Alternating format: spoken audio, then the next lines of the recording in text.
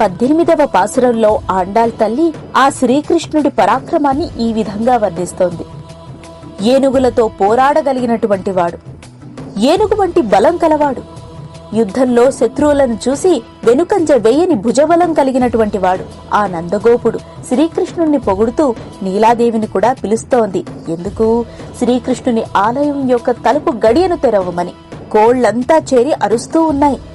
మాధవీలత పాకిన పందిరి మీద గుంపులు గుంపులుగా కూర్చున్న కోకిలలు కూడా కూస్తూ ఉన్నాయి.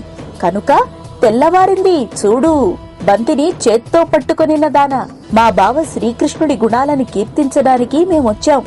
నువ్వు సంతోషంగా లేచి వచ్చి ఎర్రని తామర పువ్వును పోలిన నీ చేతితో అందమైన చేతి కంకణాలు గల్లు గల్లుమని ధ్వని చేస్తూ ఉంటే తలుపులు తెరువు, మమ్మల్ని లోపలికి రానివ్వు అంటూ నీలాదేవిని కోరుతోంది ఆండాళ్ తల్లి.